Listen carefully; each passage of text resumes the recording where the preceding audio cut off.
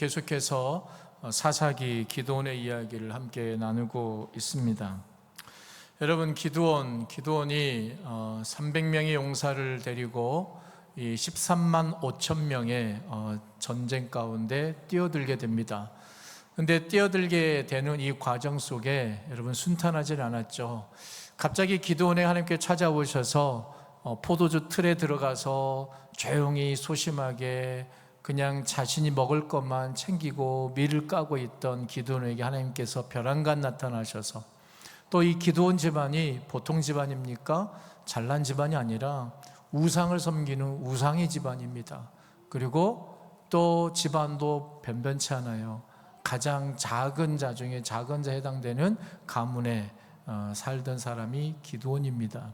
근데 그 기드온 하나님께 찾아오셔서, 큰 용사여, 내가 너와 함께 하겠다, 내가 너를 사용하겠다, 내가 너를 들어 쓰겠다, 특별히 미디안과의 전쟁 속에서 너를 그 전쟁에서 승리하는 승리의 전령자로, 승리의 사령관으로 내가 너를 쓰고 사용하겠다라고 하나님께서 약속을 주셨습니다.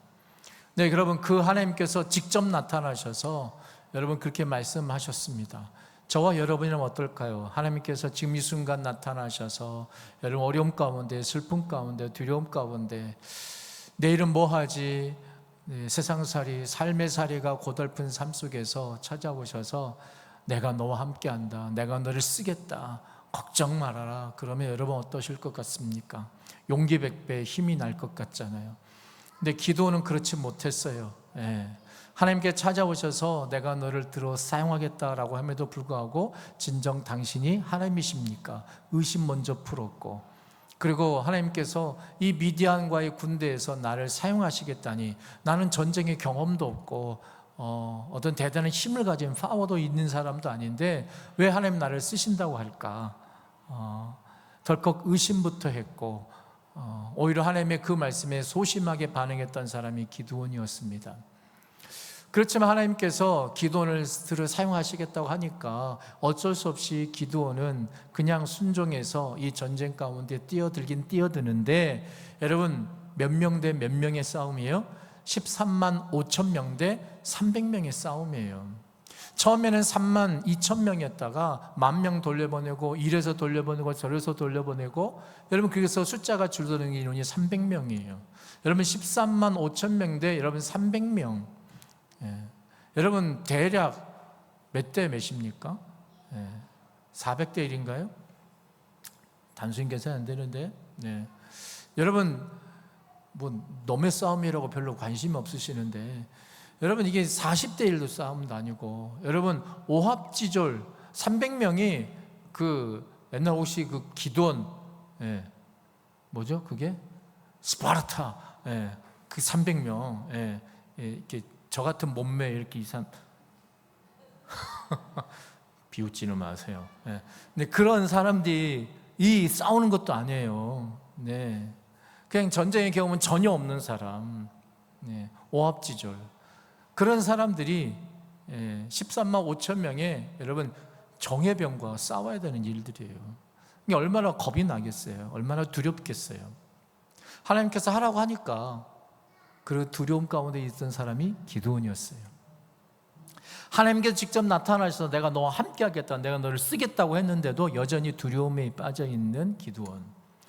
근데 우리가 지난주에 살펴봤지만 그 기드온에 하나님께 나타나셔서 뭐라고 하십니까? 저 미디안 진영으로 내려가라. 미디안 진영에 내려가면 불침번 2명이 서로 대화를 할 건데, 그 대화를 너가 엿들으면 그 대화의 내용이 너에게 힘을 줄 거다. 근데 그 대화 내용이 뭐였어요? 한 사람이 꿈을 꾼 그 꿈 이야기를 하죠. 그 꿈 내용이 뭐였습니까? 떡 한 덩어리가 이스라엘 군대 진영에서 떡 한 덩어리가 미디안 진영으로 굴러왔어요. 굴러와서 그 떡이 미디안 진영에 이 막사를 다 휩쓰는 그 꿈을 꿨단 말이죠. 근데 그 꿈의 이야기를 들었던 또 다른 불침번이 뭐라고 해석을 해줍니까? 바로 그 즉시 고민 1초도 안 하고 바로 얘기해 줍니다. 야, 그 꿈은 뭐냐면 그 떡은 저 이스라엘에 요아스의 아들 기드온이라는 사람이 있는데, 그 기드온이라는 장수가 나타나서 이 우리 미디안 진영, 우리 군대를 다 진멸한다는 뜻이야. 하나님께서 기드온 손에 우리 미디안 군대를 넘겨셨다는 꿈이야. 여러분, 이 꿈 이야기를 누가 하고 있다고요? 아군이 하고 있는 게 아니라 적군이 하고 있어요. 적군이. 여러분, 하나님을 아는 사람들이 하는 이야기가 아니고 하나님을 믿지 않는 사람들이 이야기하고 있다고요. 기드온이 대단한 유명한 사람도 아닌데, 그들 귓가에 들릴 정도로 유명했던 사람이 아닌데 그들이 기드온을 얘기하고 있어요. 근데 정말 그 말을 듣고 기드온이 돌아와서 용기백배합니다. 하나님 말씀하신 그대로 그들이 힘을 얻어가지고, 기드온이 힘을 얻고 돌아와서, 여러분 우리 15절 말씀 보면 뭐라고 합니까? 이스라엘 진영으로 기드온이 돌아와서 이르되 일어나라, 여호와께서 우리와 함께 하신다. 여호와께서 미디안과 그의 진영을 우리 손에 다 넘겨주셨느니라. 여러분, 기드온이 그렇게 담대하게, 여러분 기고만장해가지고, 기세등등해가지고 이 말을 하고 있는 거예요. 확신에 차서. 여러분, 이 기드온의 확신에 찬 근거가 어디에 있어요? 기드온이 확신에 찬 이유가 어디에 있습니까? 불침번의 말을 듣고 와서예요. 불침번이 하는 말을 듣고 와서. 근데 여러분, 제가 하나님이라면 기분이 참 나쁠 것 같아요. 제가 하나님이라면. 왜요? 하나님이 이미 말씀하신 거였거든요. 너가 미디안 군대를 한 사람 치듯 할 것이다. 이 전쟁은 이미 너에게 승리로 졌느니라. 큰 용사여, 내가 너와 함께한다 라고 하나님께서 직접 말씀하셨어요. 직접. 근데 직접 말씀하셨는데도 불구하고 기도는 그때도 하나님 말씀하셨을 때도 여러분 의심 품고, 전 안 됩니다, 그게 될까요? 계속 힘은 없고 자신감도 사라졌고 했던 사람이 기드온이었는데, 지금 이 기드온이 누구의 말 듣고? 불침번의 이 두 명의 말을 듣고. 여러분, 이 불침번이에요. 그 미디안 진영의 사령관도 아니에요. 장교도 아니란 말이에요. 불침번서는 두 명, 하나님이 믿는 사람들도 아니에요. 이방인들이에요. 이들이 알아봐야 얼마나 알겠어요. 근데 이들이 그 하는 말을 듣고 기드온이 용기백배한 거예요. 저와 여러분이 하나님이라면 마음 상하지 않겠어요? 자존심 상하지 않겠어요?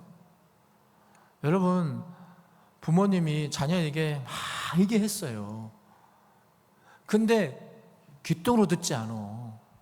근데 어디 지나가는 아저씨, 아줌마 이야기 또 와가지고 똑같은 말을 해요. 이렇대.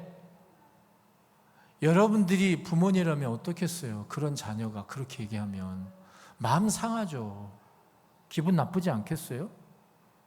이미 얘기했던 얘기를. 여러분, 내가 전문가예요. 전문가적인 식견을 가지고 얘기를 했는데 그 이야기는 듣지도 않아. 듣지도 않고 어디 가서 똑같은 얘기를 주워 들어와가지고 이렇대 저렇대 라고 얘기하면 얼마나 기분 나쁘겠어요. 그런데 우리 하나님, 기드온이 그렇게 불침번의 말을 듣고 용기백배 해가지고 이스라엘 진영에 돌아와서 이렇게 얘기하니까 하나님께서 혀를 차지 않으셨어요. 애끼 녀석, 내가 그때 얘기할 때는 기도 듣지 않고 그렇게 꾸지람도 하지 않으셨어요. 여러분, 저는 여기에서 우리 인생을 다루시는 하나님의 열심, 하나님의 열정을 보고 배우게 됩니다. 하나님의 겸손을 우리가 배우게 됩니다. 우리 같으면 마음 상하죠. 그래서 네 마음대로 해버려. 내가 말할 땐 듣지도 않으면서. 그런데 우리 하나님은 우리가 그럴 때가 참 많이 있어요. 그렇지 않습니까? 설교를 통해서, 예배를 통해서 하나님의 말씀을 듣고 아멘은 해요. 그런데 내 마음대로 살아. 그러다가 어떤 사건 상황을 겪고 나서 그게 그 말씀이 이 말씀이었구나, 설교 내용이 이 내용이었구나 라고 깨닫고 그제서야 또 다른 언제는 또 다른 데서 말씀을 듣는다든지 어떤 누구의 이야기를 듣고 돌아와가지고 이렇구나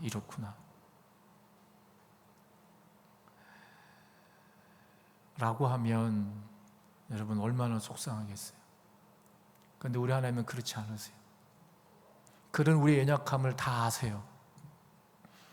거기에 화내지 않으시고, 그렇지만 하나님께서는 그렇게 해서라도 하나님의 말씀을 듣고 즉시 순종하고 하나님 말씀을 듣고 하나님 말씀만으로 힘을 얻고 용기 백배해서 나가면 금상첨화겠지만 우리 그렇지 않다라는 걸 아시거든요. 전혀 제가 이렇게 설교하지만 저는 여러분들이 이 설교 말씀을 듣고 감명받고 그래야지 이렇게 사시기를 축복합니다. 근데 살지 않으실 거라는 건 저는 알아요. 아멘은 하지만 말씀이 이미 끝났고 말씀 여기다 다 버려두고 가실 거예요. 그러다가 죄송합니다 이런 표현에서 딴짓하다가 땀만 품고 살아가다가 그게 그 말씀이었구나 하고 깨닫는 때가 올 거예요. 그럴다 할지라도 그렇게 해서라도 여러분 하나님의 뜻을 알게 되는 은혜가 있으시기를 축복합니다. 우리 하나님은 그런 열심히 가지셔요. 여러분 누군가를 가르쳐 보신 경험이 있으시잖아요. 누군가를 계속 끝까지 인도해 보신 경험이 있으시잖아요. 근데 내 마음대로 안 움직여요. 내 말은 잘 안 듣고 다른 얘기만 듣고. 여러분 여기 10대들은 누구의 말이 최고예요? 누구의 말이 최고예요? 친구들의 말이 최고예요. 부모가 했던 말은 귀 떠나서 안 들어요. 근데 부모가 하는 말을 친구가 하면 들어요. 그렇다고 막 쥐어받고 네 마음대로 살아라 하고 싶으면 우리 마음 같잖아요. 그렇지만 우리 하나님은 그렇지 않으신다라는 거예요. 그럼에도 불구하고 하나님은 그렇게 살아도, 그러니까 여러분 하나님의 열심은 어디 있느냐? 그렇게 살아도 듣게 하시는 것이 하나님의 열심이에요. 불침번을 통해서라도 하나님은 말씀을 전하시는 거예요. 불침번을 통해서라도 하나님의 말씀을 듣게 하신다라는 거예요. 사랑하는 여러분, 오늘도 이런 하나님의 일하신 이 한 주간도 이렇게 생각지도 못한 곳에서 생각지도 못한 방법으로 나보다 더 큰 열심과 성실함으로 겸손함으로 우리를 인도하시기 위해서 지극히 낮추심으로 일하시고 내 상상을 뛰어넘는 열심과 열정으로 일하시는 하나님의 손길이 이 한 주간도 저의 여러분 삶 가운데 있으시기를 주님의 이름으로 축복합니다. 근데 이렇게 여러분 오늘의 말씀은 여기에 있지 않고요. 사실 지난주에 하지 못한 이야기를 사실 지금 한 거고요. 이렇게 뛰어든 이 전쟁에 뛰어든 이 기드온의 300명 영상에 여러분 이 전략, 전투의 방법을 우리가 잠시 묵상하기를 원합니다. 여러분 이들이 가진 무기가 뭐였습니까? 세 가지가 있죠. 첫 번째는 항아리, 두 번째는 항아리 속에 든 횃불, 세 번째는 나팔이에요. 저 혼자 묻고 저 혼자 답하고 있어요. 첫 번째는 뭐라고요? 항아리. 두 번째는 항아리 속에 든 횃불. 세 번째는 나팔. 다시요. 항아리 든 횃불, 나팔. 근데 여러분 고대 근동 시대 이 시대의 전쟁의 무기는 뭐였겠습니까? 몽둥이나 칼이에요. 총이 없는 시대니까. 그러면 이 무기가 항아리 든 횃불, 나팔, 전쟁의 무기입니까? 전혀 그렇지 않잖아요. 전쟁과 전혀 어울리지 않는 물건이에요. 근데 이 물건 가지고 어떻게 해요? 항아리는 깨요. 그리고 항아리 든 횃불이 굴러가요. 그 다음에 나팔을 불어요. 이게 뭔가 싶어요. 그렇죠? 그런데 어떤 일이 벌어집니까? 여러분 21절 말씀을 보시면 제가 읽어보면 각기 제자리에 서서 그 진영을 에워싸매 누가요? 이스라엘 군대 300명이 13만 5천 명을 에워쌌대요. 여러분 300명이 13만 5천 명을 에워쌀 수 있습니까? 말이 에워쌌다는 거지 사실 이 진영 끝에서 저 진영 끝에 300명이 분산돼서 서 있다 이 정도예요. 그 정도예요. 근데 거기에서 한 일하고는 여러분 중앙에 있는 사람들은 듣지도 못할 일이에요. 보지도 못할 일이에요. 제가 여기에서 이렇게 하는 소리가 저 뒤에 분은 안 들릴 거 아니에요. 이 정도예요. 그보다 더 안 들릴 정도의 일인데 그렇게 했는데 그 일이 벌어지니까 21절 말씀 뭐라고 기록하냐면 온 진영의 군사들이 따라합시다. 부르짖으며 도망하였는데 뛰고 부르짖으며 뭐 했다고요? 도망쳤다라는 거예요. 13만 5천 명이 항아리가 깨지고 횃불이 나들고 나팔 부는 소리가 자세히 들어야 들릴 만한 정도고 근데 이 13만 5천 명이 그 일이 벌어지자마자 이들이 뛰고 부르짖고 도망쳤다라는 거예요. 난리가 났다라는 거예요. 마치 여러분 큰 바위를 들춰내면 그 밑에 있는 온갖 벌레들이 와다다다다다 정신없잖아요. 그런 일이 벌어지고 있었다는 거예요. 13만 5천 명 그 군대들이. 여러분 말도 안 되는 일이 벌어진 거죠. 여러분 그 13만 5천 명은 철저히 오합지졸이 아니에요. 사령관들이 있을 거예요. 우리나라 군대 편제로 따지면 뭐 중대장도 있고 뭐 대대장도 있고 뭐 여단장도 있고 사단장도 있을 거고 그럴 거란 말이에요. 그런데 여러분 이들이 그러한 사령관의 명령이 귀에 들리지 않았다라는 거죠. 여러분 그 중에 누가 한 명이라도 야 정신 차려 하지 않았겠어요? 근데 그 소리도 듣지 않을수록 모두가 다 뛰고 부르짖고 도망쳤다라는 겁니다. 허겁지겁. 여러분 이 일이 왜 이렇게 벌어졌습니까? 이길 수 없는 전쟁인 줄 알면서도 순종했던 기드온. 이 기드온이 결국 이 놀라운 전쟁의 승리의 주역이 되었습니다. 여러분 이길 수 있는 전쟁을 하나님이 도우심으로 이겼다. 이것은 상식이에요. 잘 들으세요. 내가 이길 수 있는 전쟁이에요. 내가 할 수 있는 일이에요. 근데 하나님이 도우심으로 그것이 이루어졌다. 여러분 그것은 상식이란 말이에요. 믿음이 아니에요. 믿음의 사건이 아니에요. 믿음의 사건은 뭐냐? 내가 이길 수 없는 전쟁, 내가 풀 수 없는 문제, 해결할 수 없는 그 일이 하나님으로 말미암아 해결됐다라는 거예요. 이겼다라는 거예요. 승리했다라는 거예요. 이것이 믿음의 사건이에요. 여러분 이 믿음의 사건이 어떻게 일어났습니까? 우리는 숫자가 중요한 것 같습니다. 군대가 중요한 것 같습니다. 칼이 중요합니다. 우리는 끊임없이 숫자와 방법 더 많이 가지려고 묵상을 하죠.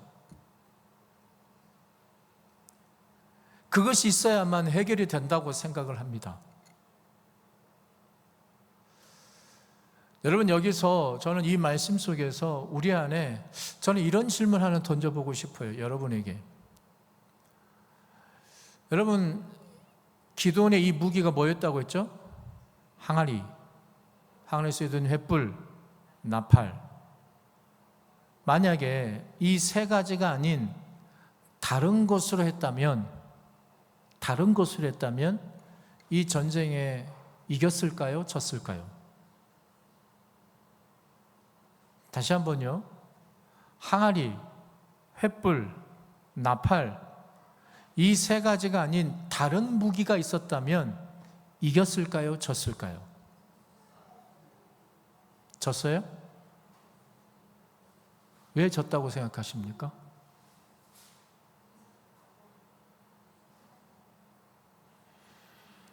여러분, 오늘 말씀의 제목을 읽어볼까요? 시작. 방법이 아니라 약속입니다.